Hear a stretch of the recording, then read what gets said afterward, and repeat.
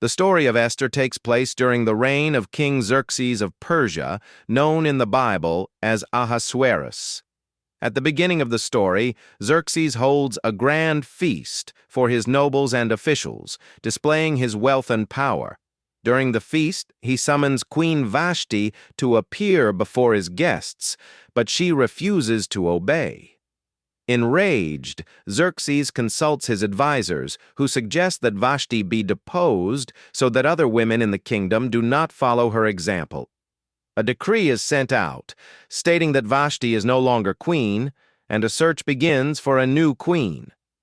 Among the young women gathered for the selection is Esther, a beautiful Jewish girl raised by her cousin Mordecai after the death of her parents. Mordecai instructs Esther not to reveal her Jewish identity.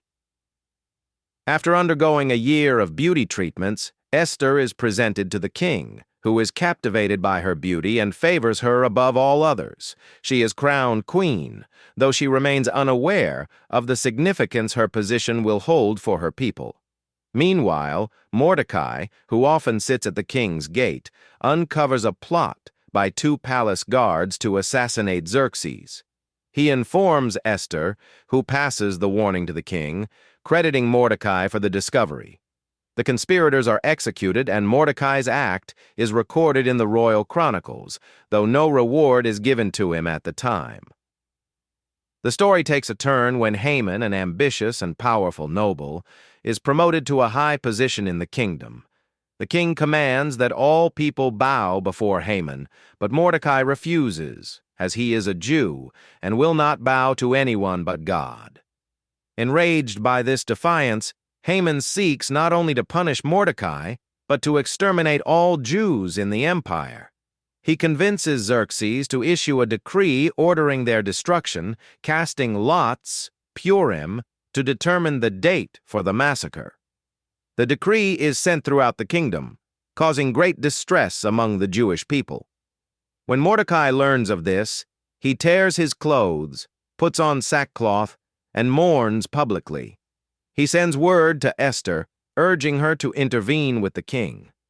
However, approaching the king uninvited is punishable by death unless the king extends his golden scepter.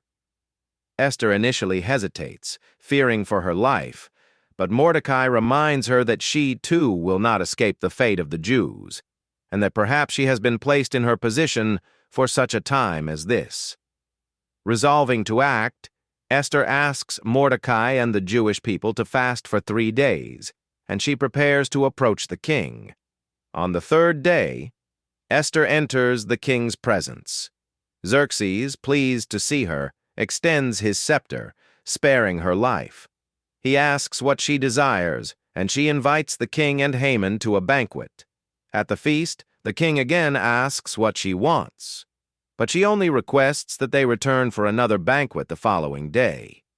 Haman, meanwhile, is elated by his exclusive invitation, but is enraged when he sees Mordecai still refusing to bow. Encouraged by his wife and friends, he builds a gallows to execute Mordecai.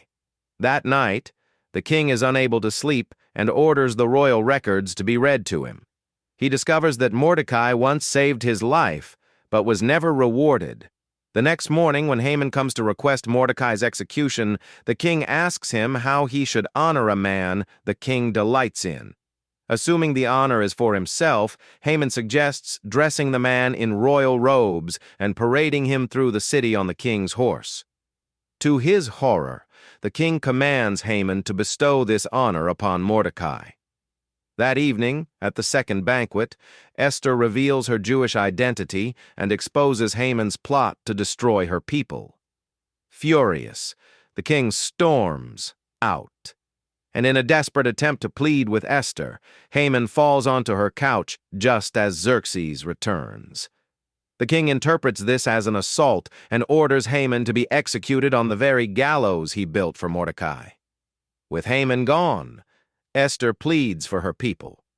Though the king cannot revoke his earlier decree, he issues a new one allowing the Jews to defend themselves. When the appointed day arrives, the Jews fight back against their enemies and prevail. Mordecai is elevated to a position of great power, and a new festival, Purim, is established to commemorate the Jews' deliverance.